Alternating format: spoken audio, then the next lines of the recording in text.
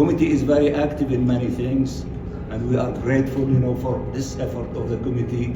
It is the last committee of its kind in the United Nations. It has a mandate from the General Assembly. It is well respected by the great majority of member states, and we are proud in the state of Palestine that we have this committee at the United Nations to help us for the attainment of our inalienable rights. With regard, you might ask, of some of the statements that were made recently, that that the idea of kicking the Palestinian people over from the Gaza Strip, I just want to tell you that during the last 24 hours, statements from heads of states of Egypt, of Jordan, of the state of Palestine, of Saudi Arabia, and many countries, including countries who spoke in the debate in the room behind us during the meeting of the committee, they condemn these efforts.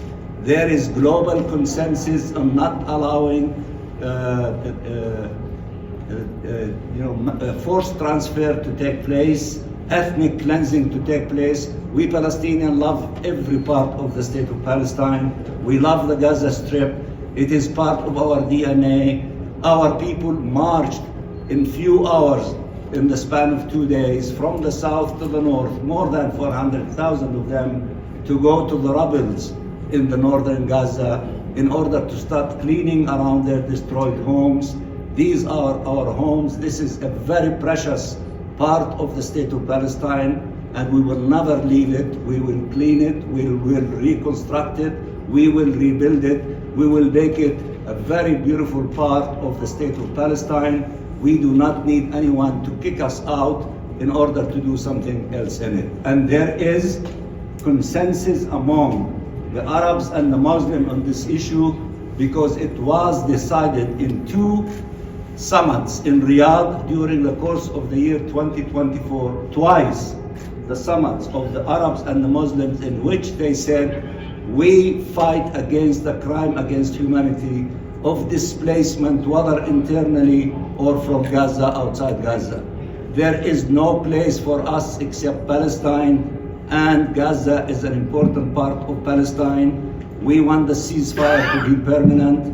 We want all provisions of the agreement to be implemented, and we want this aggression against our people in the northern part of the Gaza Strip to be stopped. We condemn it, and we want the Israeli forces to withdraw from Jenin, from the refugee camp of Jenin, from Tulkarem, from the refugee camp of Tulkarem, from the northern part of the West Bank, from all of the West Bank.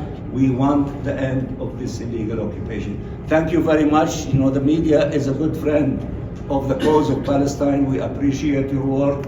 We appreciate covering the stories related to Palestine. You are a very important part of the struggle for justice for the Palestinian people, and we thank you for your work. Thank you very much. Questions? Take some questions. Well, the chairman, you want to take some questions?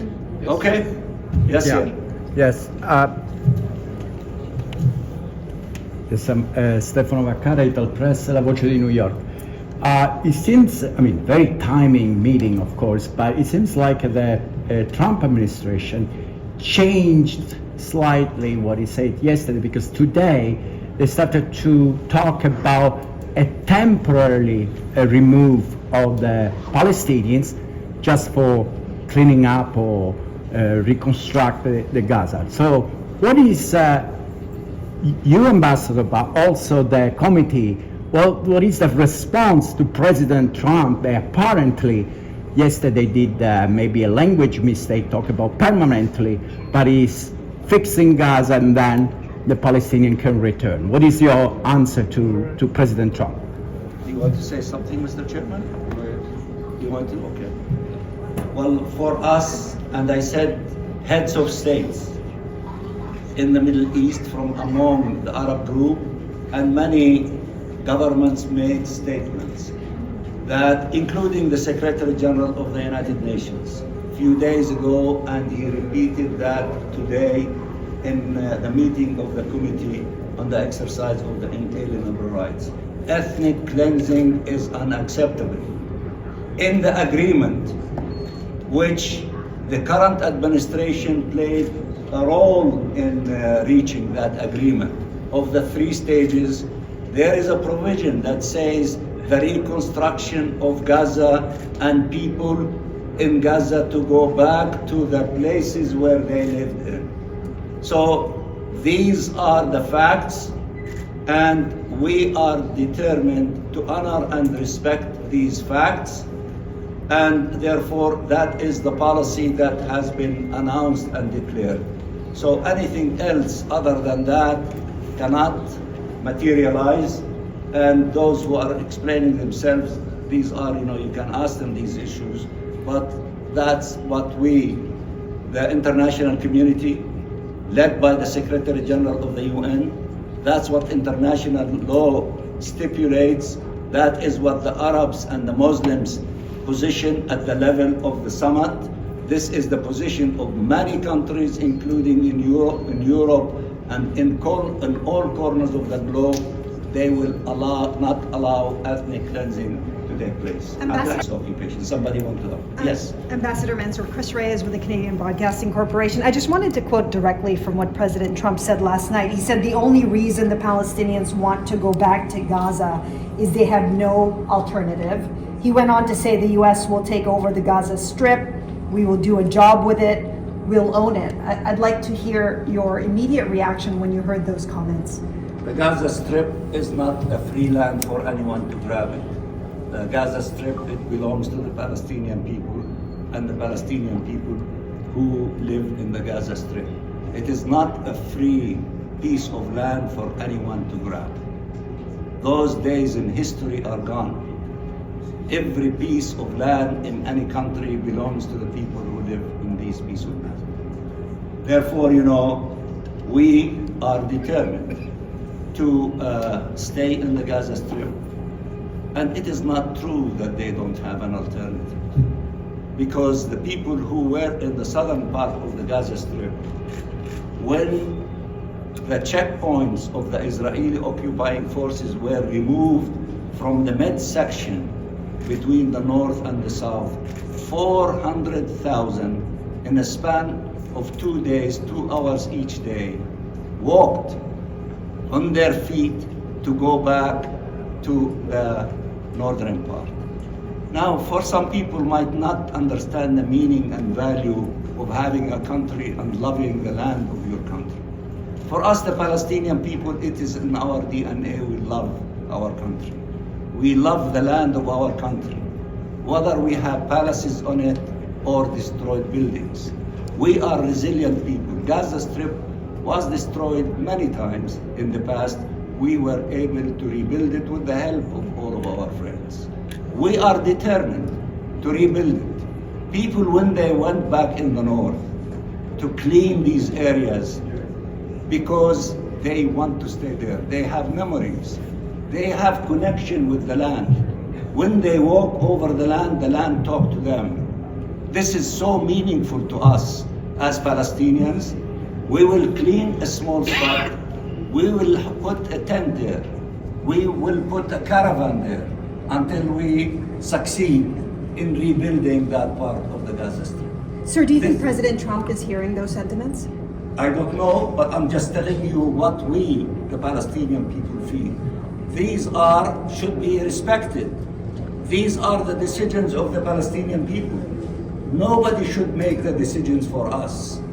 We make them ourselves.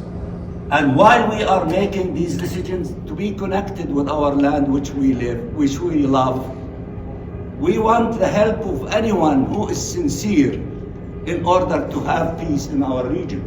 Regardless of who is that one. What we want is peace. We don't want the seeds of hatred and being expelled outside our countries and to remain in exile. If some people, their story was accepted, they're returning to the Holy Land after 2,000 years. Is it puzzling for us to return to our homes after exile after 1 year? Why is it so difficult to be comprehended? We are We, of course, we want to have the best possible homes that we can live in it. Our government is ready and willing, and it is negotiating as we speak with Egypt. Our Prime Minister is there in order to be allowed to shoulder our responsibilities for cleaning Gaza, for fixing the hospitals, for fixing the schools, for the kids to go back. Allow UNRWA to fix the schools, to fix the clinics, fix the roads, fix the water system, electricity. These are the people who are allowing hope to flourish, not to keep living in despair and destruction. Allow the hope to flourish. Allow the cleaning to begin. Allow the reconstruction to begin. Allow the people to go back and live in peace and to live in life. These are the qualities of the Palestinian people. And anyone who is really sincere about peace and humanity should allow us to do so and should help us to do so by facilitating for us all the help in order to begin this process of rehealing and rebuilding Gaza. I think we are enough. Thank you. And we are grateful that you are here. We are grateful for the committee and the Bureau. Thank you, Mr. Chairman.